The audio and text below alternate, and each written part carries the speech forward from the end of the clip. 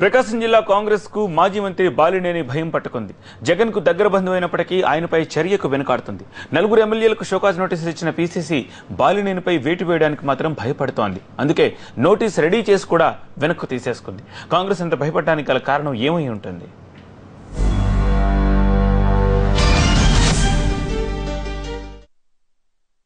Balineni Srinivasa Reddy YSR Congress party అధినేత జగన్ కు దగ్గర బంధువు. రోసయ్య కేబినెట్ లో మంత్రిగా కొనసాగుతూనే జగన్ శిబిరం కార్యకలాపాల్లో పాల్గొన్నారు. కాంగ్రెస్ హైకమాండ్ ధిక్కరించారు. కిరణ్ కేబినెట్ లో చోటు దక్కకపోవడంతో పూర్తిగా జగన్ శిబిరం కార్యక్రమాల్లో మునిగిపోయారు. కడప ఉప ఎన్నికల్లో ముమ్మరంగా ప్రచారం చేస్తున్నారు. ఇప్పటికైనా జగన్ వెంట తిరుగుతున్న ఎమ్మెల్యేలపై వేటు వేయకపోతే మరీ చులకనైపోతామని భావించిన కాంగ్రెస్ పార్టీ 5 ఎమ్మెల్యేలకు షోకాస్ నోటీసులు రెడీ చేసింది. చివరి నిమిషంలో బాలినేని పేరును లిస్టు నుంచి తొలగించి మిగిలిన 4 మాత్రమే నోటీసులు జారీ చేసింది. బాలినేని శ్రీనివాసరెడ్డికి నోటీసు ఇవ్వడానికి కాంగ్రెస్ ధైర్యం చేయలేకపోతోంది. షోకాస్ నోటీసులు అందుకున్న 4 ఎమ్మెల్యేలకు ప్రత్యామ్నాయ నేతల్ని ఆయా నియోజకవర్గాల్లో గుర్తించారు. అందుకే వారికి ధైర్యంగా నోటీసులిచ్చి వేటుకు రంగం సిద్దం చేశారు.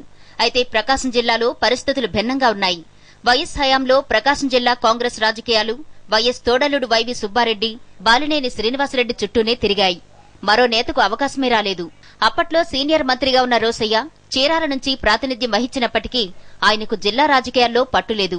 దీంతో గనుల శాఖ మంత్రిగా ఉన్న బాలినేని వైఎస్ బంధువు కూడా కావడంతో జిల్లాలో ఆయన మాటకు తిరుగులేకుండా పోయింది. డీసీసీ అధ్యక్షుడు కూడా బాలినేని మనిషిగానే ముద్రపడ్డారు. ఇప్పుడు బాలినేని స్థానంలో కాంగ్రెస్ తరపున పోటీ చేయడానికి నాయకుడే కరువయ్యారు. ఆయనపై వేటేస్తే ఉప ఎన్నికలొస్తే అభ్యర్థిని వెతకడం కష్టమే. అందుకే తాత్కాలికంగా బాలినేనిపై చర్యలు తీసుకోరాదని హైకమాండ్ భావించినట్టు సమాచారం. ఈ రోజు ఒంగోలు నియోజకవర్గంలో ఇప్పటికిప్పుడు కాంగ్రెస్ పార్టీని ఒంగోలు నియోజకవర్గంలో ఒక తాటి మీద తీసుకువెళ్లేటువంటి అభ్యర్థి కొంతవరకు కనిపించకపోవడం, దానికి ముఖ్య కారణం బాలినేని శ్రీనివాసరెడ్డి గారు ఎమ్మెల్యేగా ఉన్న టైంలో ఈ 13 సంవత్సరాల్లో కూడా ఒంగోలు నియోజకవర్గంలో సెకండ్ గ్రేడ్ క్యాడర్ అనేది తయారు చేయకపోవడమే ముఖ్య ఉద్దేశం.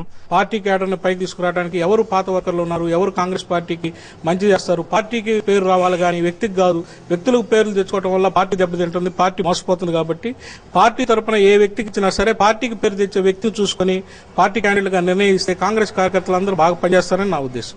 వైవి సుబ్బారెడ్డి, బాలినేని జగన్ వర్గంలో చేరిన తర్వాత ఒంగోలు ఎంపీ మాగుంట శ్రీనివాసరెడ్డి కాంగ్రెస్ పార్టీ బాధ్యతల్ని భుజాన వేసుకున్నారు. ఈయన మాత్రం ఎప్పుడు ఎన్నికలు వచ్చినా ఎదుర్కోవడానికి సిద్దంగా ఉన్నామంటున్నారు.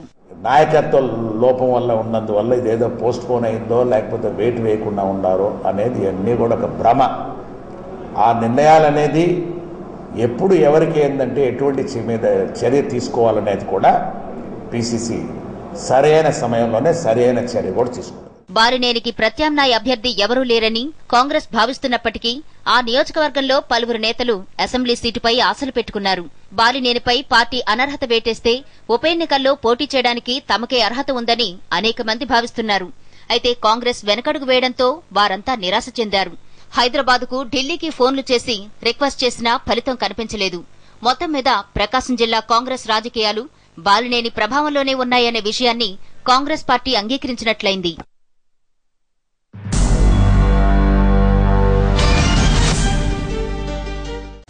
Flying to Hyderabad, Bangalore or Chennai? Book your flights at 9flights.co.uk. Cheapest ferries guaranteed.